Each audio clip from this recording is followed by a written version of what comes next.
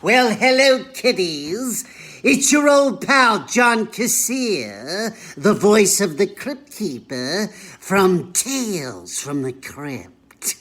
And you're listening to the Don't Go Out There Horror Movie Review podcast. Lights, camera, action!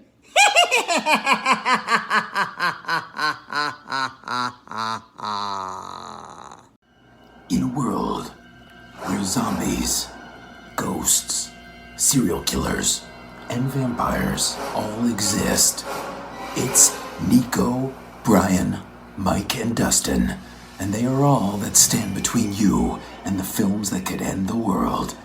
Welcome to the Don't Go Out There Horror Movie Podcast. Welcome back, everybody, to the Don't Go Out There Horror Movie Review Podcast. Just want to thank all our fans and listeners. We really appreciate it. Tonight, we have a very special treat for everyone, as we have an absolute legend on the show today. With over 230 acting credits to his name and a career that spans nearly 40 years, known for his most famous voice role as the Crypt Keeper on the long-running Tales from the Crypt, Mr. John Kassir. Mr. Kassir, thank you so much for joining us, and as the Crypt Keeper would say, ask you some questions. But be careful what you ask for. You may get it. How you guys doing? Doing very well. Good. Dude, you have the coolest voice, man. Oh, thanks, man. You're hearing everything clearly? Oh, yeah. Yes, sir.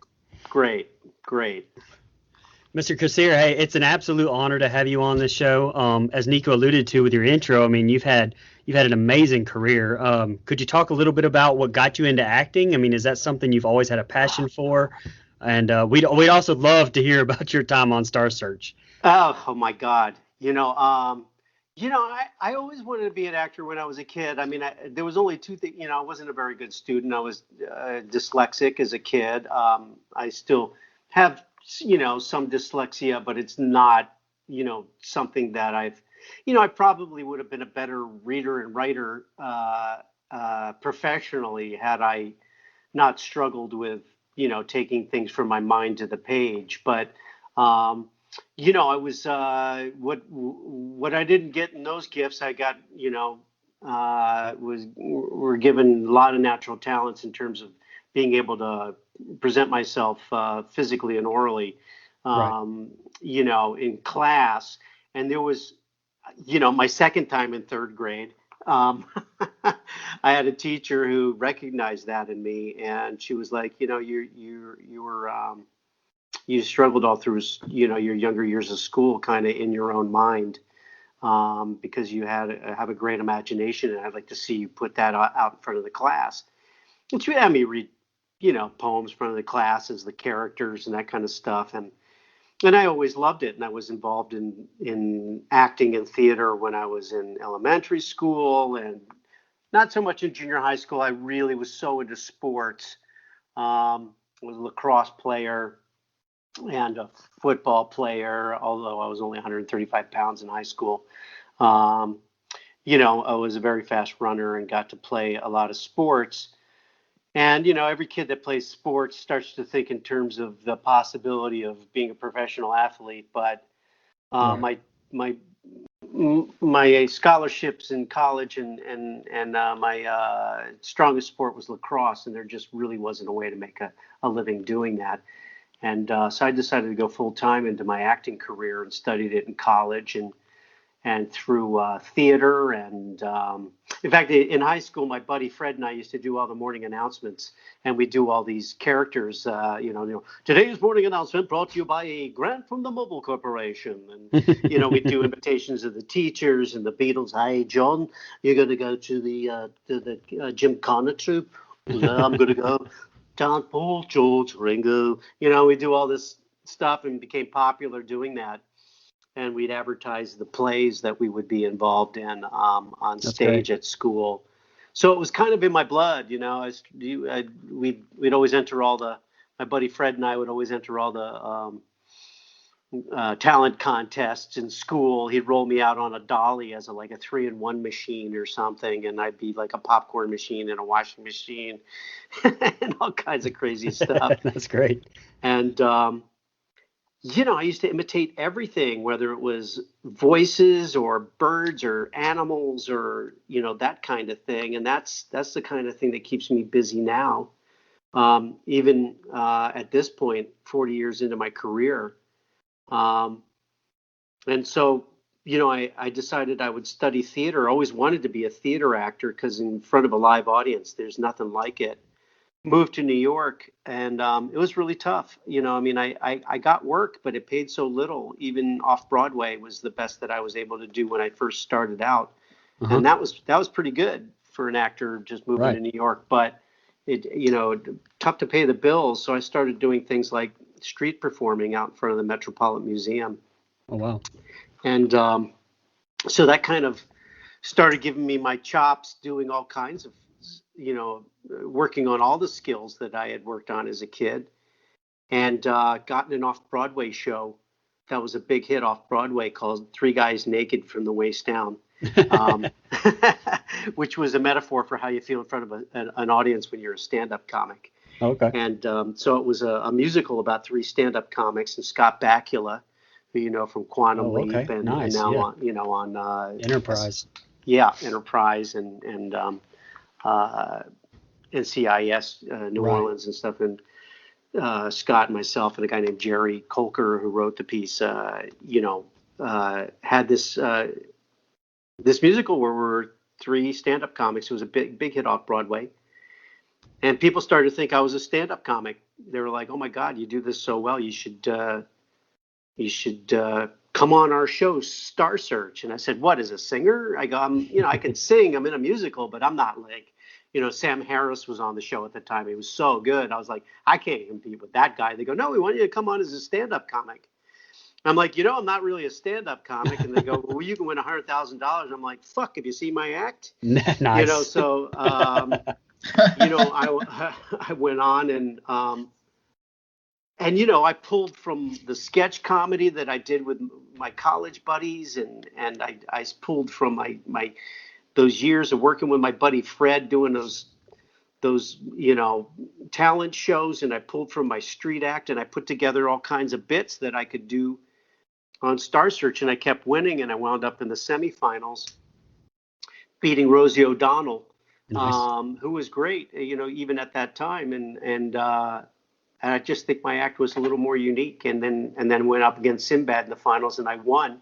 Nice. And Sinbad. the next thing I got $100,000 in my pocket, and they're like, "Okay, you're going to be opening for Tom Jones in Vegas," and I'm like, everybody's congratulating me. I'm like, how am I going to open for Tom Jones in Vegas? I have no act, I was like, I got these bits I've been doing on the show. They go, "Well, get your ass in the club and put your act together." So, man, it was, if I hadn't had all that experience in the theater and street performing, I wouldn't have known what to do. But, here I was, a guy who'd been on stage like most of his life, getting the opportunity to go on stage every night in the comedy club and do the crazy stuff I had irritated my family with for years. And so my introduction to Hollywood was as a stand-up comic more than it was as an actor, and I kind of had to fight my way back to people taking me seriously as an actor. And of course, because I didn't really have an act, a lot of my act was doing voices and characters and that kind of thing. And my first series was First and 10 on HBO. Do you guys know that show? Yes, sir. Yeah, it was a lot of fun. That was, HBO. It started out their formula of, comedy, sports, and sex, and obviously they brought me on for the sex part of it. But no, I'm just kidding. But here I played this Bulgarian field goal kicker that could kick 60-yard field goals on the. Hey, I'm Zagreb Skinuski from the California Bulls. I fuck you both, yes. And it was a really great character, and it kind of launched me back onto the TV scene as an actor. And during that time, I got a call from my agent saying, hey, they're doing this series on HBO called Tales from the Crypt. I was like, they're doing a series of Tales from the Crypt, and I loved it. I had collected the comic books as a kid, and Right. I was just thinking, HBO wasn't that big yet. It was, a lot of people loved it, but not everybody had it. I think it was a small percentage of people that had it. I think the rest of the people went to other people's houses to watch HBO back then. Right. And you're talking about like 1988. Were you guys born yet? Oh yeah, yeah, yeah, yeah. I was not yet. I'm 91.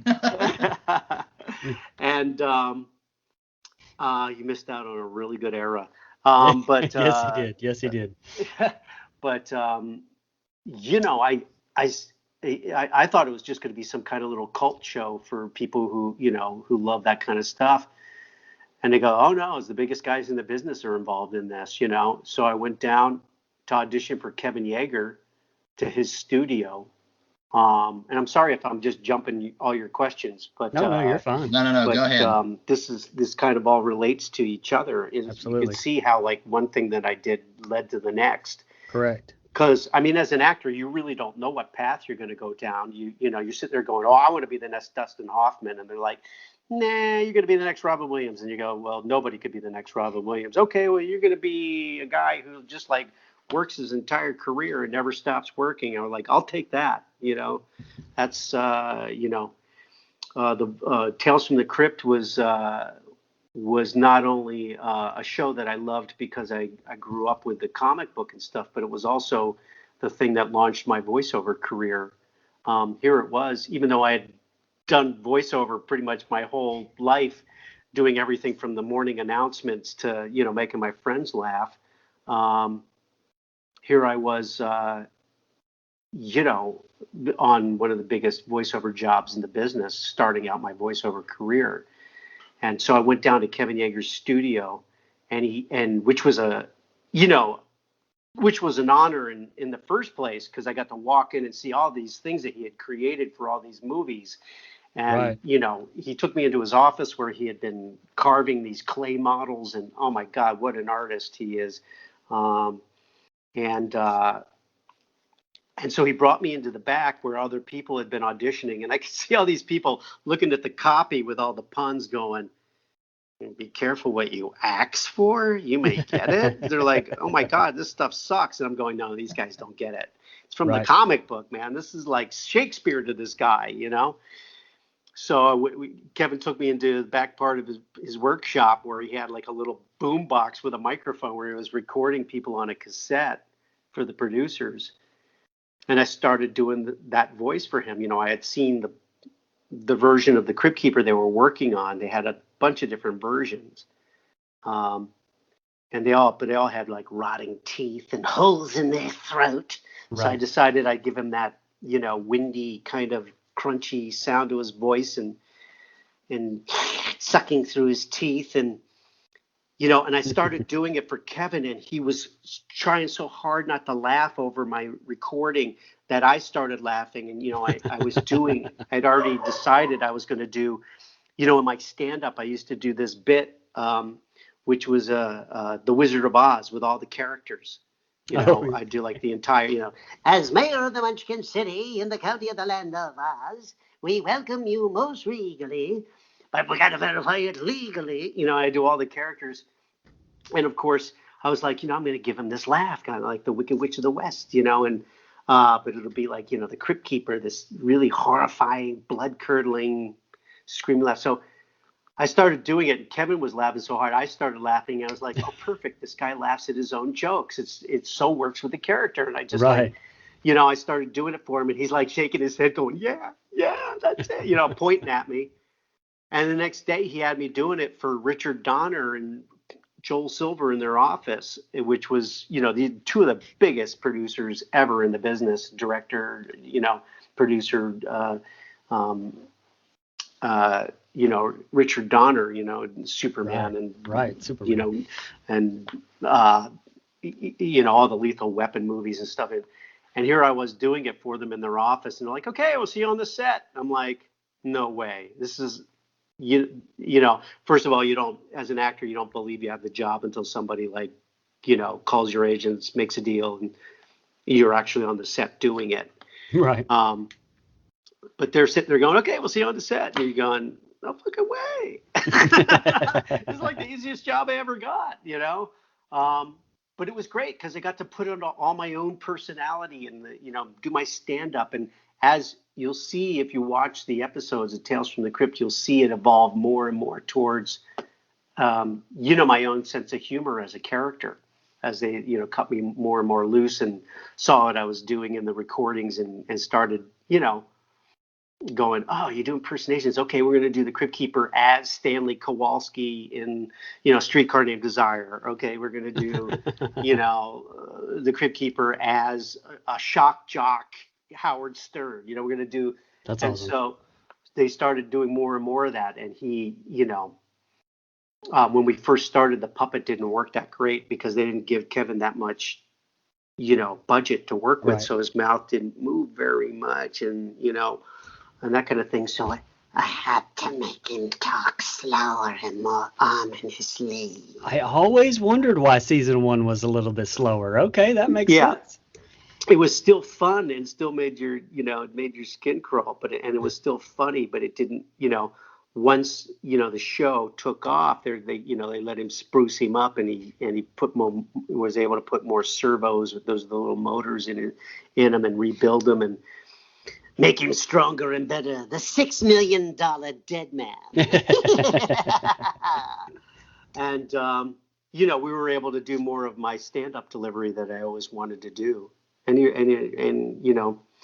it launched a whole voiceover career on top of my on-camera career of the many series that I did and guest stars on dramas and that kind of thing, have over the years been overshadowed by, the amount of voiceover work that I can do, because honestly, as an actor, you're limited by how you look and, what they see you as and your age and your race and all these different things. And here I am as a voice actor. I get to play, Deadpool as a superhero, and I get to play, Right. Miko as a raccoon, and, all these incredible characters and superhero stuff I would never get to play on camera, creatures and monsters and so I'm grateful. It's been a really great part of my career, and I'm so happy that it's caught on with a fan base, as well as because you don't know what's going to be popular that you do. It's like nobody knew Star Trek was going to be have that many generations, pun intended, and and it was going to be go on, and all those actors that could go to conventions and sign autographs for all the fans and make some money, and and have fans that follow their work, so that keeps them working. And and I you're lucky to have something like the Crypt Keeper.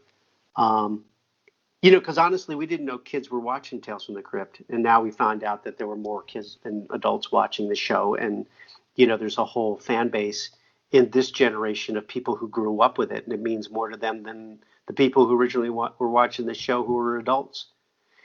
So so it came around the same way that it came around to me. Absolutely. John, you've talked about your time in the theater, but you spent most of your career doing voice acting. Do you have a love or a passion for one over the other as far as live or voice performing goes? It's funny. It's changed over the years because, of course, it started out on the stage, which paid very little, but I loved it because you're in front of a live audience. You get to rehearse with the best actors in the business. You go out, you get sometimes, and very often, a lot of the stuff that I got to do was new material that had never been done before.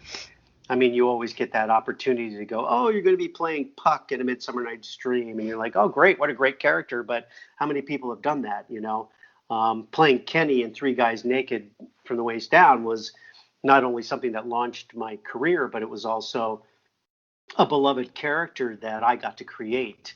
And I got to do that a number of times in the business. And of course, as a voice actor, you get to do that a lot too. But the stage acting, I get to use all my skills, all the skills that Right. that I worked really hard to develop as an actor. Um, and then of course working on camera is a lot of pressure because you got to get it right and they move on. It's, of course, if you don't get it right you get another take, but at the same time you get very little rehearsal and you come in and you're working with actors. You may have to have somebody playing your brother or your lover or whatever, and you don't even know the person and you have to create all that really quickly. Right. But it's also, a great job. It's a good job where everybody gets to see your work. It helps promote your career, and it helps you make enough money to actually have a regular life. Whether it's Right. health insurance or owning a home or driving a car. All the different things that you would want to do when you have a job, a career, uh, and then the voiceover, of course, is just awesome because of the reasons that I said. It's just you get to play a lot of things you don't get to normally play. I get to work with actors that I may not get to work with otherwise. That are, I mean, I worked with everybody from Mr. T to William Shatner. It's just That's awesome. I mean, I've worked with just some of the best, most amazing actors in the business. You're like, oh my God, you're the guy that was on, Mad Men, right? Yeah, that's right, that was me. Blah blah. He's like, hey, how are you? He goes, hey, I love, and they're sitting there going, I love your work. The Crypt Keeper is one of my favorite characters, or I love what you did. My kids watch your, um, Rocket Power, and they know who you are, and they love, this kind of thing. And there's a certain level of that work. So everything has its own attraction for sure. The voiceover work has been good to me as I've gotten older. Just not that I'm that old, and I'm lucky enough to have good genes. And I mean, my dad's 96 years old and Oh, that's still awesome. Wow. jumping around, and my mom's 90, years old and Oh, still in that's great. physically good health. Sadly, she has Alzheimer's, and to everybody out there. Um, Always donate to Alzheimer's. Absolutely. It could have any one of us at any time. Um, Sorry to throw that in, but That's fine. No No, problem. absolutely. but seriously, I appreciate the fact that it keeps me working well into this part of 40 years into my career because Right. I'm not typed out by all the different things you'd be typed out for working on the stage or working on camera. And I mean, working on stage, you're working on an off-Broadway show or a Broadway show, you're doing 8 shows a week. Um, Yeah. you know, uh, that's a tough schedule, 2 shows on certain days and, working your butt off on stage, and it's sheer joy. I love it. But, you're expected to, do that for a long time, months, years, sometimes, and recreating the same thing every night and then trying to find something new every night you go on stage, which is Right. the exciting part of it. But it's tough the older you get, but honestly, they just don't write as many parts for older characters, and they're usually monopolized by the most famous older guy that's available, that's willing to take the Right. job. This is why you see Michael Caine in everything. You're right. Because he can, and who could blame him? I would want to do it too. And he's brilliant. It doesn't matter how bad the project or how good the project might be. He's always great. So, you know, um, and if you want to talk like Michael Caine, you put pauses in all the wrong places. Um, but That's but great. but seriously, I appreciate not only the work that I get, but I appreciate the type of work I get, and I appreciate the fan base, and I appreciate the people who hire me on a regular basis because they know that I'll come in and deliver. Whether it's Illumination, who I work on all their films, doing all kinds of different characters for their movies, whether it's the Minions or the Despicable Me movies or the Grinch or whatever.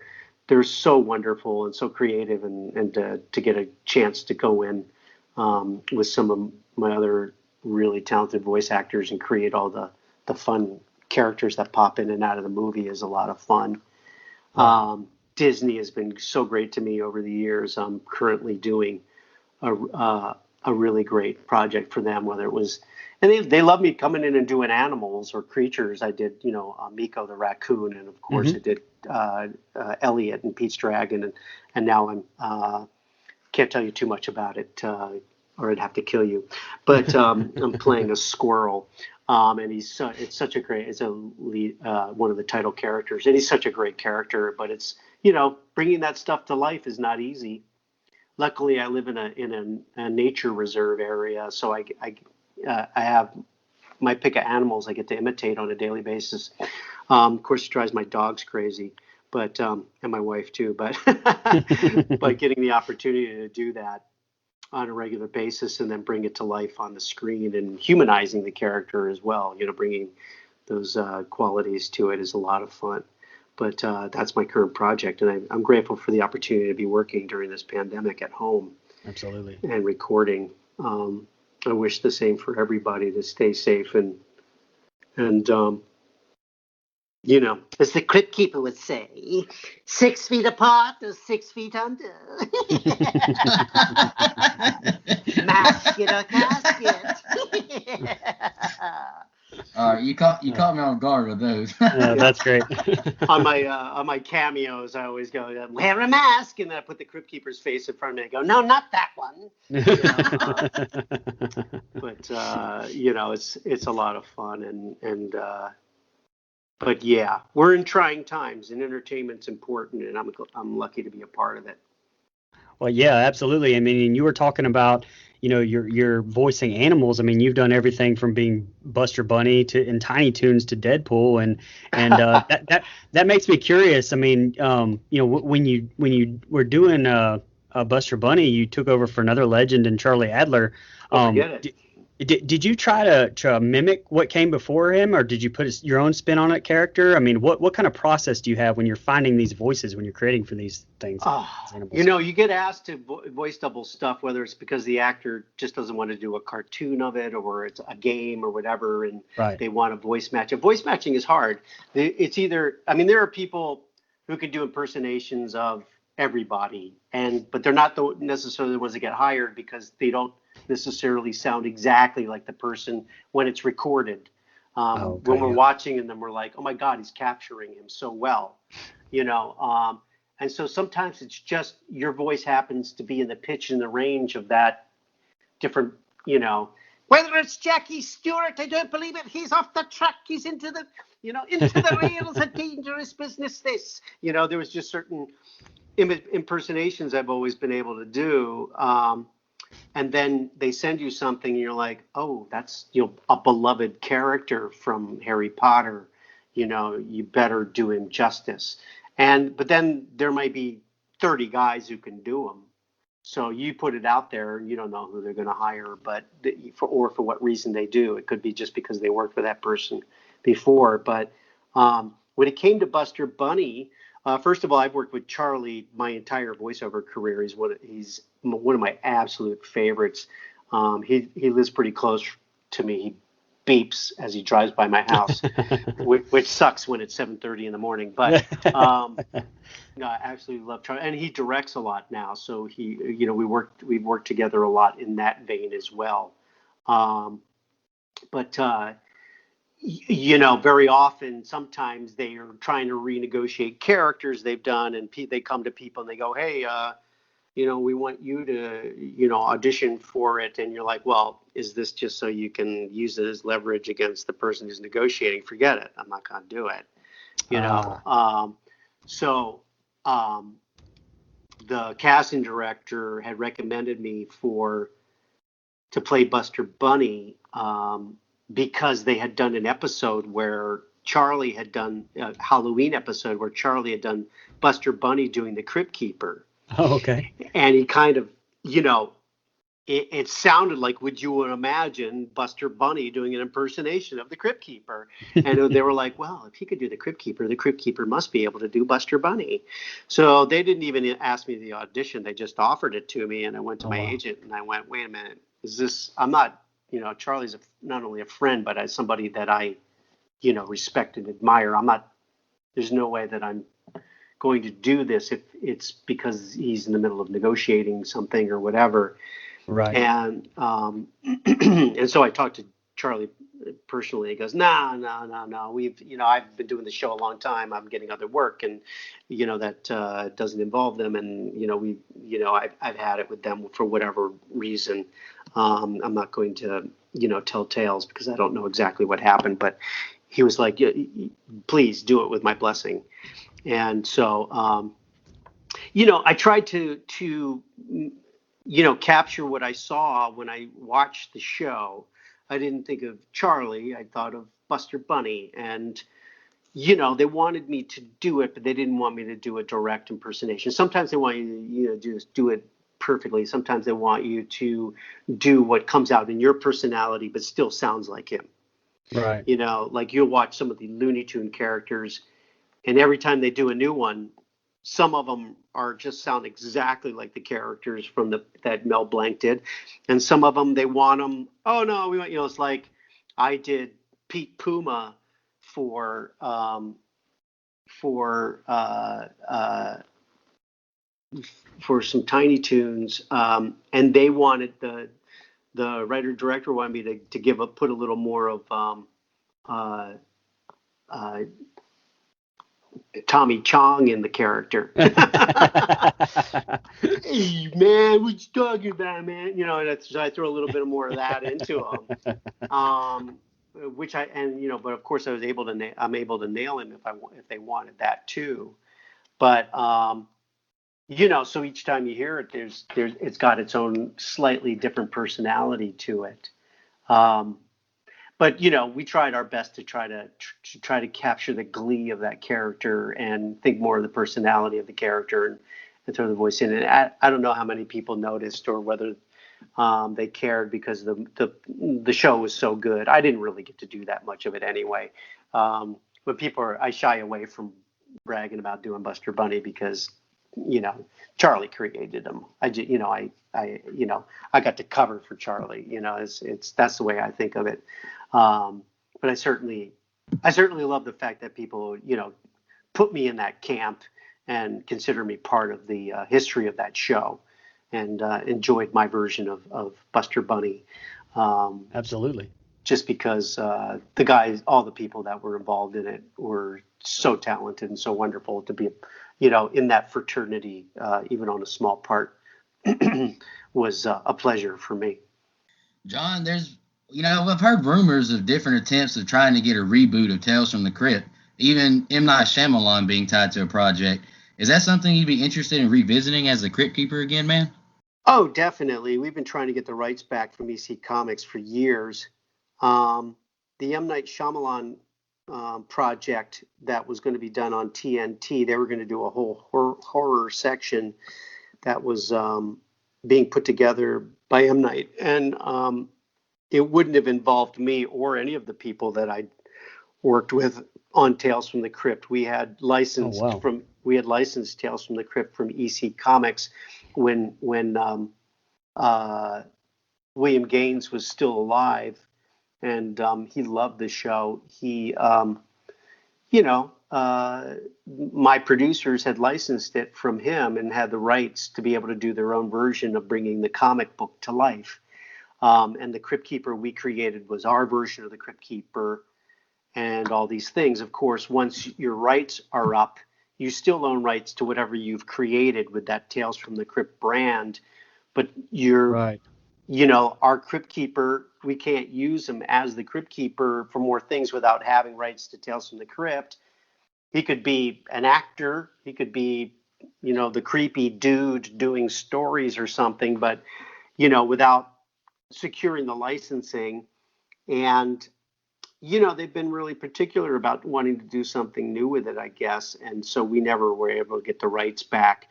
Um, my good friend and coworker, Jack Wall, whose job it was to, merchandise and bring new things to Tales from the Crypt and bring it to the fans in many different ways, um, sadly passed away. Um, a year and a half ago, and we had Hmm. a great working relationship. He was an older guy. It was, but he worked really hard for many years, bringing you all the record albums and the Christmas album and the cartoon and the game show and the movies and all this stuff. He was involved with helping to make those things happen. And they were just, they were constantly trying to get the rights back from EC Comics. So the M. Night version was were going to license Tales from the Crypt from the EC Comics and do their whole own thing with it. Whether it was because they couldn't get the Crypt Keeper, because let's face it, that's everybody who loves Tales from the Crypt. I mean, that's the brand. Right. The brand is this Crypt Keeper. Absolutely. And it's the most ripped off brand any horror convention or anything you go to. It's everywhere, and I doubt they're paying licensing to anybody for it. Right. Of course, Tales from the Crypt. The EC Comics puts out their own stuff, some really cool stuff based on the comic book. I have some really cool hats and T-shirts and all kinds of stuff, but it doesn't include our Crypt Keeper, because he was our version of the Crypt Keeper. And so we own the rights to him, but we don't own the rights to Tales from the Crypt. So it's kind of a catch-22. That makes sense. So who knows? Maybe one day, they'll come to us and go, you know what? Who's your person to put this together now? And let's do it. Because honestly, we all know it would be a hit right off the bat. Oh, absolutely.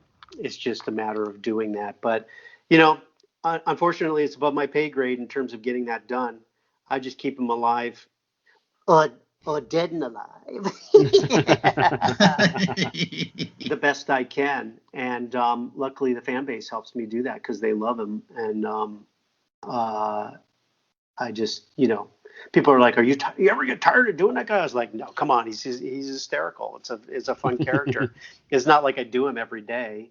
Although with Cameo, now I kind of do almost do them every day. People are requesting, whether it's birthday greetings. I've had people go, can you announce that we're pregnant with our first child, as the Crypt Keeper, and, I'll do a tag or a little tag or bumper for somebody's podcast, or, I'm not allowed to go do commercials and advertising and that kind of stuff. I don't own the licensing myself to the Crypt Keeper, but I can, as John Kassir, the voice of the Crypt Keeper, hey, I can wish people happy birthdays and all that stuff. It's me doing it, and it's really fun. I enjoy doing it. It'll never get old for me. In fact, probably the older I get, the closer I get to the character. Well, I'm sure I speak for everybody, no doubt.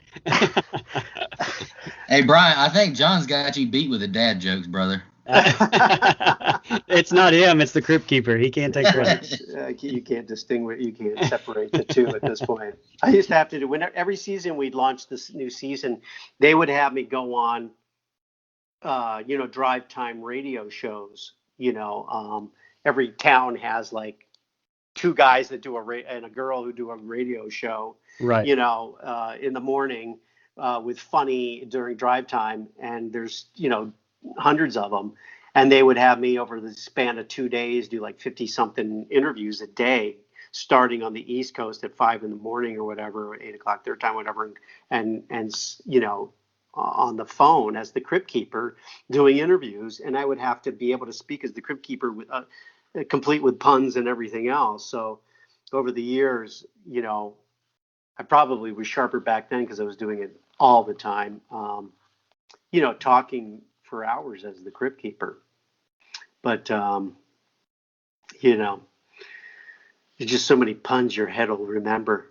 That's true.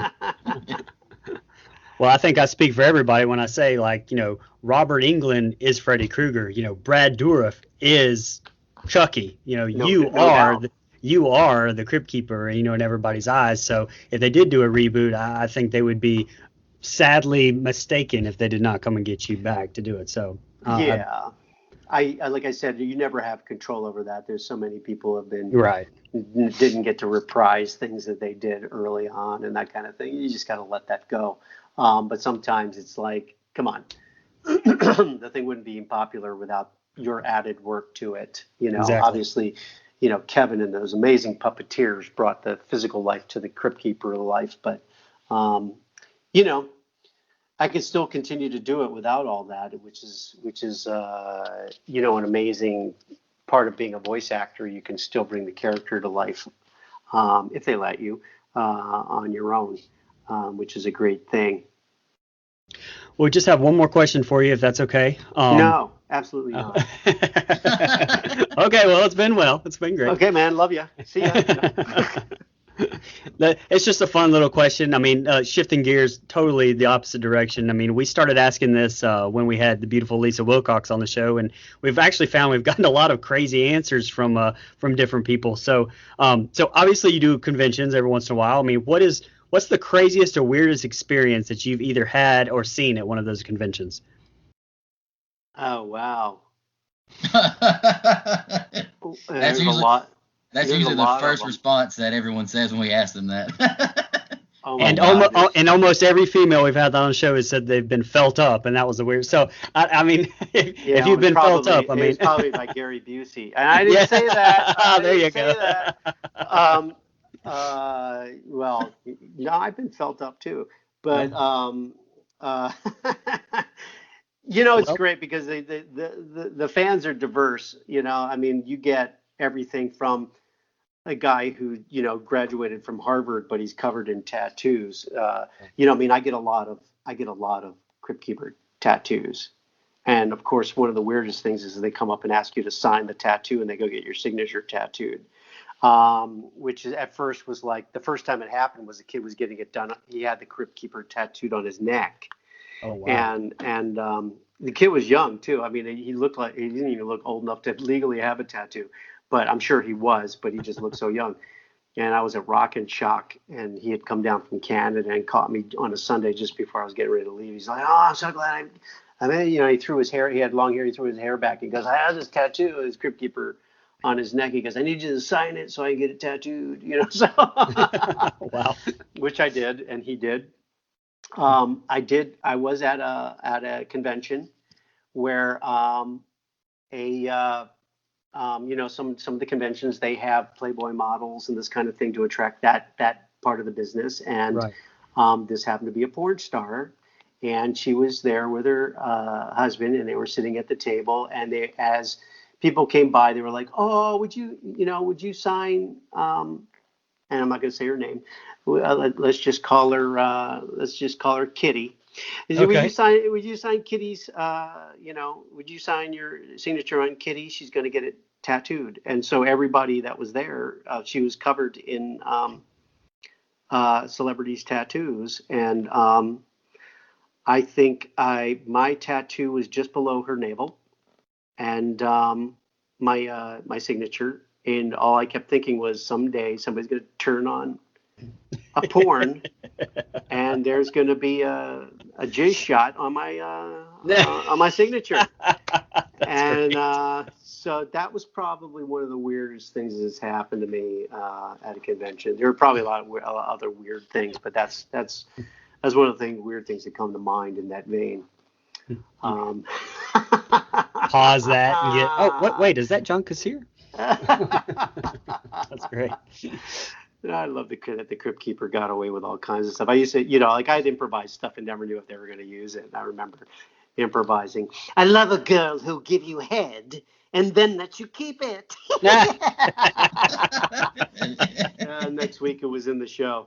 No, that's great. Yeah, so it's like it was HBO after all, so we could go anywhere we wanted. I don't pretend to be a teetotaler, that's for sure. Well, thanks, guys. This has been a lot of fun. Absolutely. I wish you guys the best, the beast, and all your fans out there. Enjoy.